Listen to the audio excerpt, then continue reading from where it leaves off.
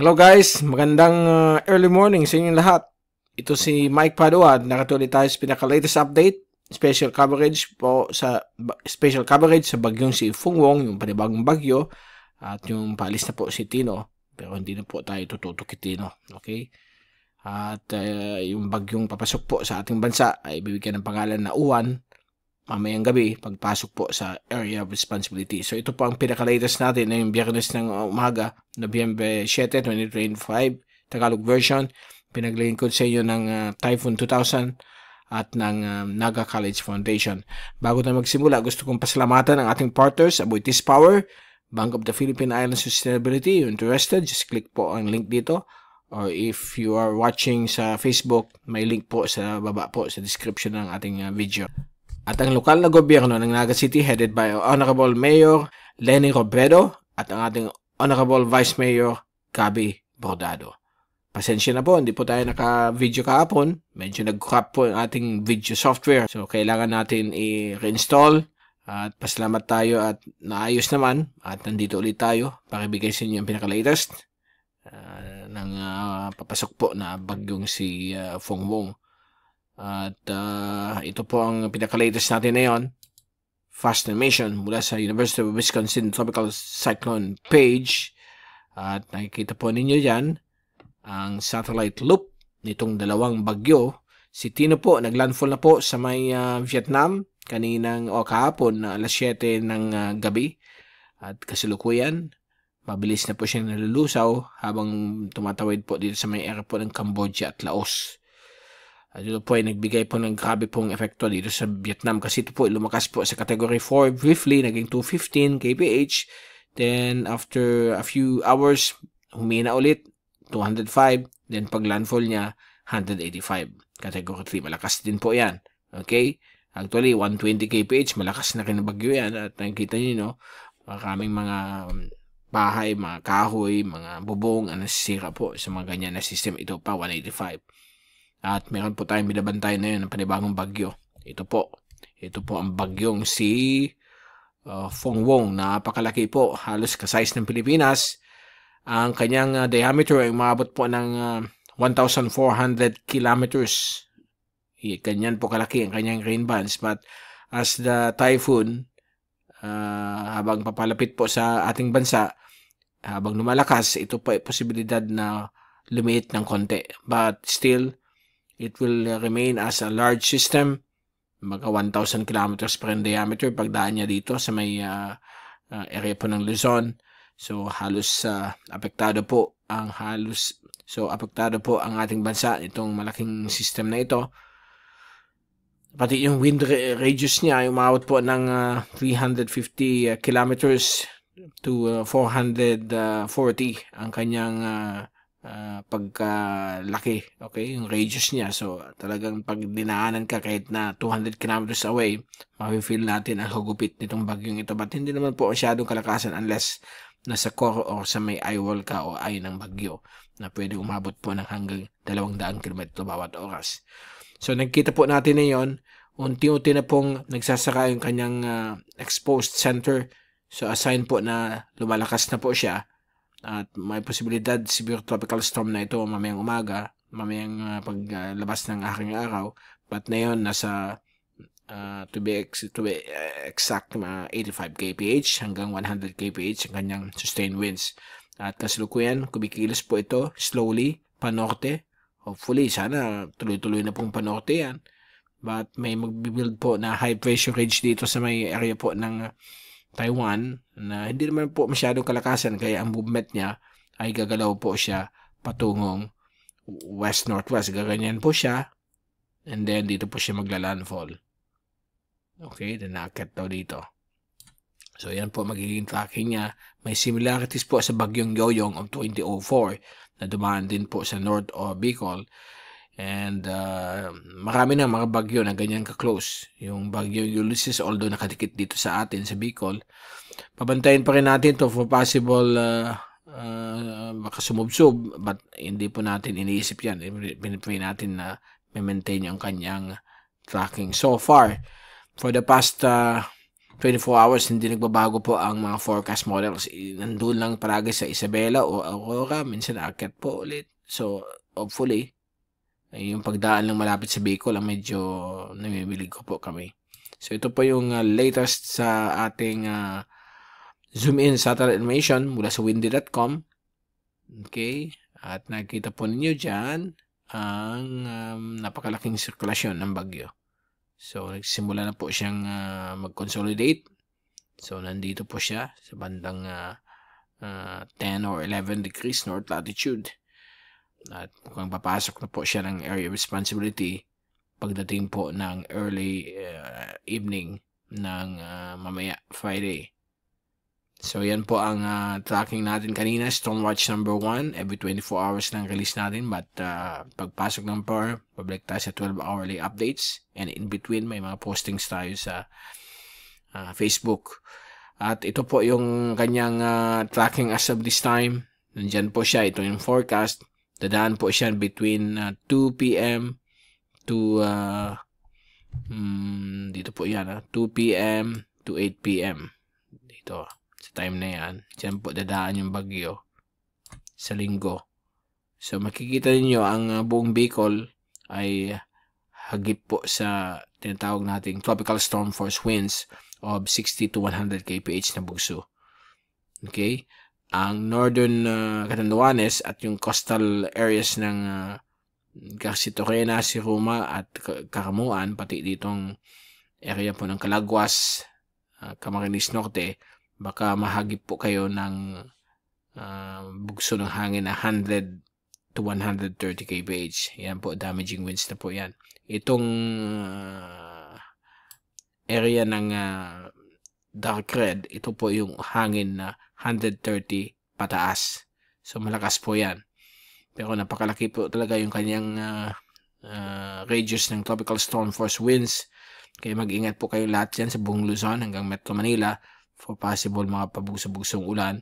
Ang problema dito yung mga for possible na pabugso-bugsong lakas ng hangin. At ang problema natin yun yung tubig ulan. Ang estimate nitong system na ito up to 400 mm yung dalang ulan nito. Kapag sumabay po kayo sa motion ng storm, since stationary po ang Pilipinas, kapag dumaan, pwedeng roughly na sa 200 to 300 mm lang ang ulan. But again, hindi natin sure yan kasi may mga instances na underestimate or overestimate ang ulan ng mga forecast models. So, ang importante maghanda tayo for possibility na pwedeng umabot po ng more than 200 mm. Okay? Ang kagandahan din sa bagyong ito, mabilis yung kanyang takbo. Pagdaan dito, nasa 25 km per hour. So, mabilis na yung pagdaan niya dito. So, yung duration ng ulan, madali lang. So, yan po ang dapat natin tandaan. Hindi gaya ni Christine, 3 araw na napakabagal na kumikilos. Kaya lahat ng ulap niya, dahil din sa wind shear, ay nakatutok sa Bicol region. Okay? So, yan po ang kalagayan na yun ng bagyo. At ito po yung tracks ng lahat ng Asian agencies. At nakikita po ninyo, ang pinakamalakas na yun dyan is Japan Meteorological Agency, isa ng severe tropical storm. At pag nakita nyo yung tracking dito, safe naman po ang ating Rion Bicol. Nasa 5 to 10% among strike probability sa atin. Dito po sa may bahagi ng Cagayan, sa may Isabela at Aurora, ay umaabot po ng nasa 50 to 60% ang strike probability. At lalo pa pang tataas yan habang papalapit po ang bagyong ito. Okay? So, expect po natin yan na yung Sunday, bad weather. By Monday, okay na po yan kasi maglalandfall po siya dito. Ito yung tracks, model tracks ng bagyo. Lahat-lahat na po yan. Kasama na po yung pinakabago. Itong tinatawag nating ito po, DeepMind. GenCast is also part ng Google. So, Google GenCast, Google DeepMind, and GenCast kasi yan yung parang forecast nila. DeepMind, ito yung experimental model nila exclusively para sa mga bagyo. AIFS, ito po yung European Model Artificial Intelligence Forecasting System. Ito yung forecast guidance. Yung dati natin ginagamit. GFS, ECMWF, ICON, HWRF, US po yan. So, yan po. halos yung DeepMind at yung official track ng JTWC ay ang pinakamababa ang track. The rest nandito po sa may taas, sa may Isabela ang landfall. So hopefully, umakyat pa po at mapaaga yung pagdating ng frontal system kasi may kakaroon po tayo ng tinatawag nating frontal system na darating. Kaya ang inaasahan po nating forecast ng bagyo ay patungo dito. Ang pinipray natin, sana ganito po ang track niya, gumanyan na lang po siya. Para wala na pong maapektuhan na lugar dahil kawawa po tayo. Tinamaan na nga ng lindol, ang Visayas, binagyo pa, tapos tayo na naman dito sa Luzon. So mag-ingat po tayo, maghanda, mag-prepare dahil po malaki po itong weather system na ito. Okay? And ito po yung forecast din ng wind pagdating sa mga lahat ng computer models including yung AI. Ang pinakamalakas po sa kanila of the bunch, less than 920 millibars. Category 4 or 5 po yan. So, ang nakikita po natin dito na yan ay ang Google DeepMind, pinakamababa. And nung dumaan naman si Tino, nakita natin na yung ulan at hangin na dala ng bagyong ito, concentrated lang doon sa may southern quadrant ng system. And since itong bagyo na daan sa north, so sa pull tayo ng southern quadrant o southern circulation ng bagyo, kaya maghanda tayo for possible na mga flooding kapag magbigay po itong malalakas na ulan, itong si U1. And pagdating sa wind intensity, napansin natin medyo overestimated ang winds ng Google DeepMind sa Western Pacific. Okay, category 4, but in reality, nung tumama po sa may Dinagat at Eastern Leyte, ano lang po yung hangin niya, nasa category 2, 160 kph. So ito, kung 5, baka nasa 3 or 2 din. Let's all pray na sana mag-change in direction or whatsoever na hindi tayo tamaan. Ito po yung Google DeepMind as of 2 p.m. Ayan po, nakita niyo dito. Alisin natin yung mga ensemble tracks para makita niyo yung mean track. So, yan po ang intensity niya. Category 5 and 4. Yan, dadaan sa atin malapit between 2 p.m. to 8 p.m. ng gabi sa linggo. At ito yung fast tracker ng Google DeepMind. Nakikita naman ninyo hindi pa naman po bumababa. So, medyo umangat na naman ng bahagya ang forecast ng Google DeepMind. So, most likely, delikado talaga po ang ere po ng Aurora at Hilagang Luzon. Ito po ang latest mula sa MIT ni Dr. Emmanuel. Tropical Cyclone page nila. Nakita po ninyo na yung chips ensemble ay hindi naman po pinapakita na magiging super typhoon. So, ang nangyayari po dito na yon, ang pinakamataas na hangin ay pwedeng umabot po ng 205 to 220 kph. Nandyan din po yung Joint Typhoon Warning Center, which is that black dots. Okay? So, we will wait and see. Sana hindi na po lumakas. At yung ibang multi-model diagnostic comparison sa bagyo galing sa RAMBB ng NOAA. Yan po, up to 130. So, umabot ng super typhoon ito. So, yan po ang intensity forecast. At pagdating po sa wind shear, between 8 and 9, mukhang lalakas po ang wind shear. So, baka magkaroon ng epekto sa sirkulasyon ng bagyo. Kaya pagdaan sa atin, pahina na siya hanggang maglandfall po sa may Cagayan Valley. Okay, na yun sa ulan, ito po yung latest. Nakikita po ninyo. Pagdating ng Sabadong gabi, mag-start na po yung ulan sa atin. And then, whole day Sunday, dyan natin may feel ang malalakas na ulan dala ng bagyo. Ito pong nakikita nyo dito. Okay, so itong purple na ito, nandyan po ang pinakagrabing ulan na dala ng bagyong si Fungwong o si Uwan.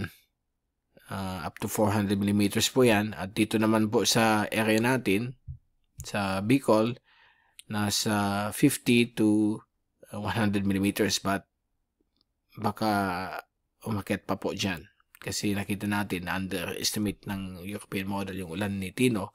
But hopefully sana hindi na po mag-akyat So, sana masunod ito para hindi masyado po ang baha. Kasi ang 100 to 200 millimeters ang nagkakos rin ng mga pagbabaha sa mga low-lying areas dito po sa Bicol region, including Naga City. So, ang forecast natin is between 50 to 200 millimeters. Okay? So, maganda po kayo. Samantala, ang Northern Luzon naman po, may estimate natin na sa 100 to 400 millimeters pong ulan. Dahil mountainous po ito, maraming ibabagsak po na ulan dyan ang weather system na ito. So mag-ingat po kayong lahat dyan sa buong Northern Luzon, including Baguio. May forecast dito na umabot ng 300 millimeters ang ulan. So delikado po yan. Magkaroon ng flash flooding at landslides. So the whole of Luzon mukhang apektado ng mga ulan dala ng bagyong ito. Okay? So, pagdating naman po sa alon, yan, grabe po. Kita ninyo yan. Pag daan niya dito sa may north of Naga, itong alon na ito ay umaabot po ng 13.7 meters. Okay? Talagang potential super typhoon. While the rest of the Philippines, medyo malalaki rin ang alon, no? Light to moderate to at times rough. So, delikado po na yung next 3 days. So, mag-i-improve ang karagatan natin mga Wednesday pa sa may East Philippine Sea. Pero still, may mga alon po yan na light to moderate dahil po sa panahon na yun ng amihan. Okay? So, yan po ang pinaka-latest natin. Antabayan na po ang latest bulletin ng Pag-asa once pumasok ng PAR sa ngayong gabi ng Biyernes. So, bibigyan ito ng local name na Uwan. Samantala, tayo naman po, maganda na po, mag-prepare. Dahil po, hindi natin alam kung ano magiging tracking ito pag malapit. Sana hindi po siya mag-southward. Dapat mag-northward na siya. Huwag nang tumama sa mga pambahagi ng ating bansa. So, we'll keep you updated. Babalik ulit tayo within the next 24 hours. Ito si Mike Parong papaalam. Mag-ingat po tayong lahat. Be #weatherwiser. At maraming salamat po sa pagpanood niyo sa aking channel. God bless po sa inyo lahat.